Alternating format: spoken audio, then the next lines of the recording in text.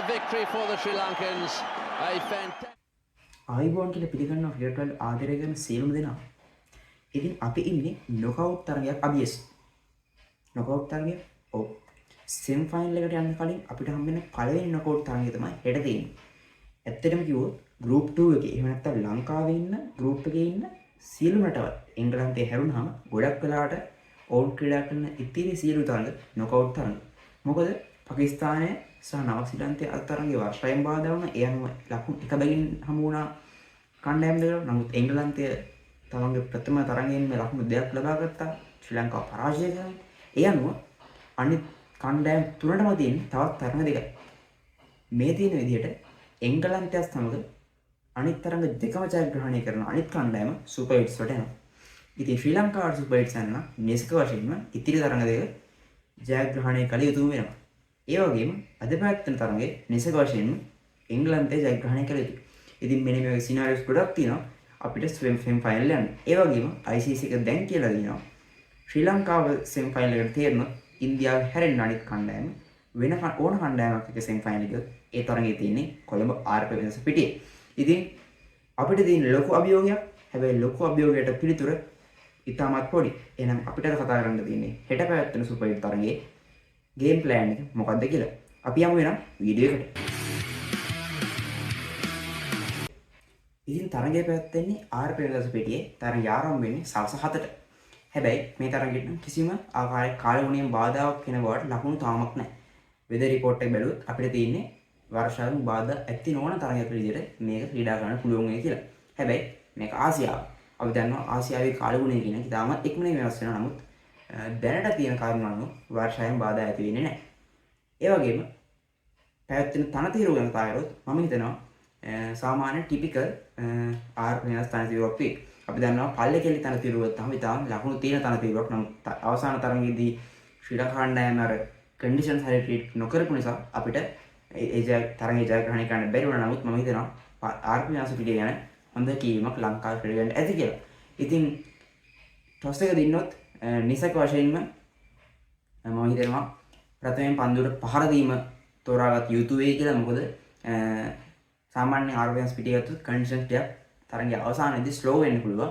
ඒකත් එක්ක අපිට හඹා යෑම ටිකක් අසීරු වෙන්න පුළුවන්. ඉතින් මේ සියල්ල තීරණය කරන්න ඉන්නේ තනතිරු නැරඹීමේ අනතුරු. ඉතින් අපි කරන්නේ අනාවැකියක් සහ ප්‍රෙඩික්ෂන් එකක් විතරයි මෙතන කරන්නේ. ඉතින් මගේ මතය නම් ප්‍රථමයෙන් පන්දුවට පහර දිය යුතුයි. කන්ඩිෂන් ස්ලෝ වෙන්න කලින් බෝඩ් එකට ලකුණු දාගන්න ඕනේ.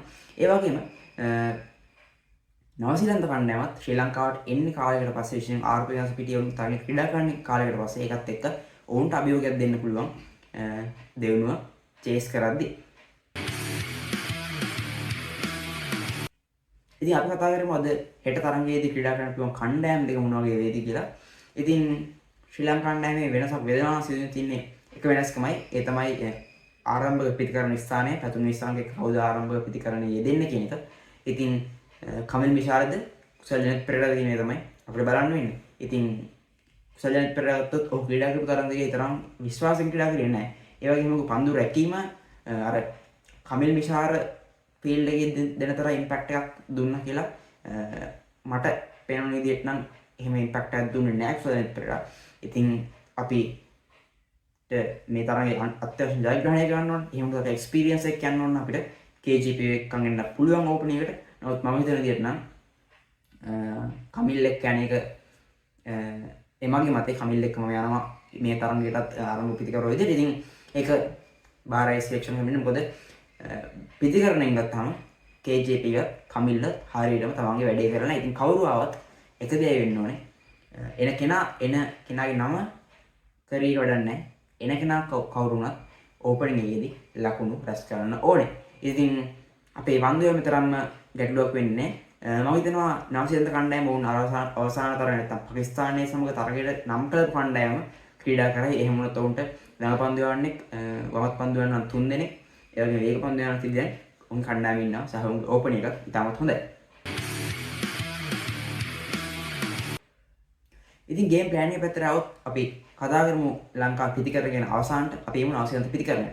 මම හිතනවා මේ තරගයේදී ලංකාවට අභියෝගයක් වෙන්න පුළුවන් ක්‍රීඩකයන්ට ඉන්නේ ටීම් සේෆට්, ග්ලෙන් ෆිලිප්ස් සහ ඩ්‍රැවිල් මිචෙල්. මොකද ඩ්‍රැවිල් මිචෙල් ගැන කතා කරොත් ඔහු අවසාන වරට මේ ආසියාවේ ක්‍රීඩා කරපු තරඟවල ඉතාමත් හොඳින් ක්‍රීඩා කරලා තියෙනවා. ඒ වගේම ටිම් සයිෆර්ට් LPL තරඟාවලියේ RP හොස්පිටල් ගැන හොඳ කීමක් තියෙන ක්‍රීඩකයෙක් සහ ඔහු ඉතාමත් වේගයෙන් පන්දුරු පහර දෙනවා. මම හිතනවා අපේ බෝලිං ඇටැක් එකේදී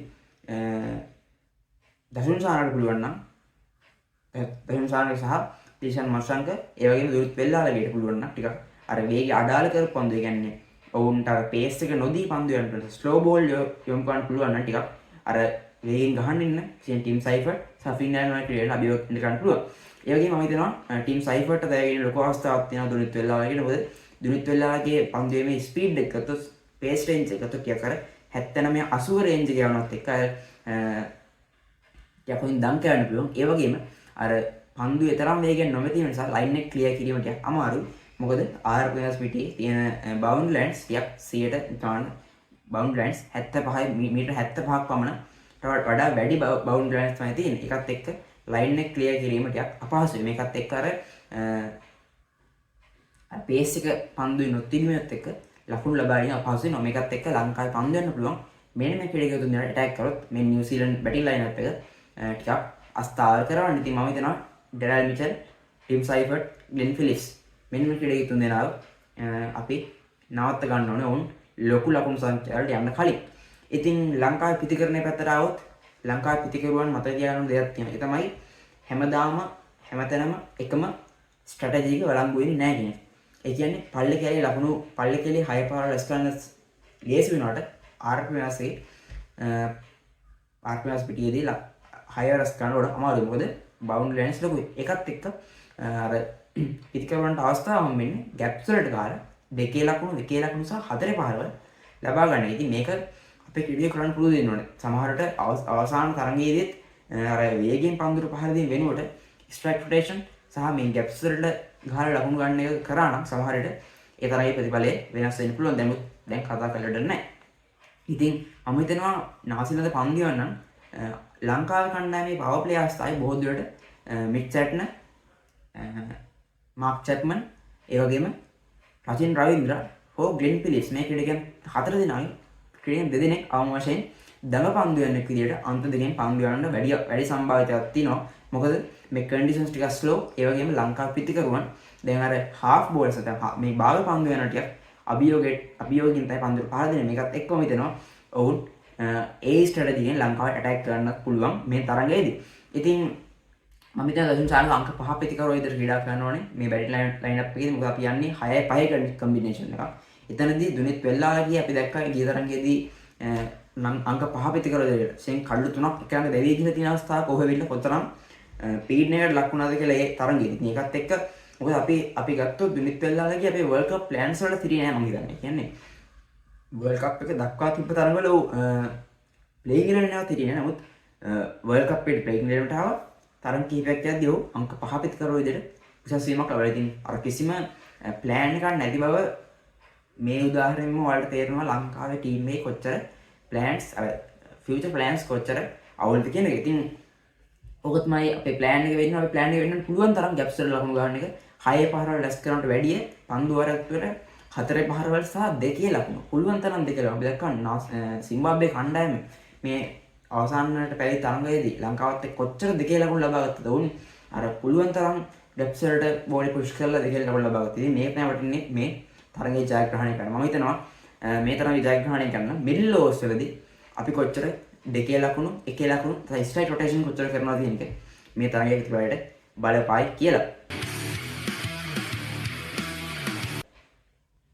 ඉතින් තරඟය ආරම්භ වෙන්නේ හෙට හවස 7ට පිටියේ. ඉතින් අපි ෂෝට් එකකින් හැමෙමු හෙට හවස තරඟය අවසන් වුණාට පස්සේ මොකක්ද තරඟය වුණේ රිසල්ට් එක මොනවා වගේද කියලා. ඉතින් මස්ට් වින් ගේම් එකක් තරඟ අවස්ථා දෙකට අප ප්‍රාර්ථනා කරමු ශ්‍රී ලංකා කණ්ඩායම විතරයි ජයග්‍රහණය කරන්න ලැබෙන්නේ කියලා. මොකද අපේ පැතුම ශ්‍රී ලංකා කණ්ඩායම ලොකු සාහන ජයග්‍රහණය කරන්න. ඉතින් මේ වීඩියෝ බලලා ඔයත් ඔයාගේ යාළුවන්ට කියන්න ලංකාවට සුවපදන්න කියලා තරඟය ජයග්‍රහණය කරන්න. මොකද අපි ශ්‍රී ලාංකික විදියට බලාපොරොත්තු වෙනවා ලංකාව තරඟය ජයග්‍රහණය කරන එක මිසක් ශ්‍රී ලාංකික විදියට ශ්‍රී ලංකාව තරඟය පරාජය වෙන එක නෙමෙයි. එහෙනම් හැමෝම ජයග්‍රහණය වෙනතත් වීඩියෝ එකකින් ගිහින් එන්න. good luck.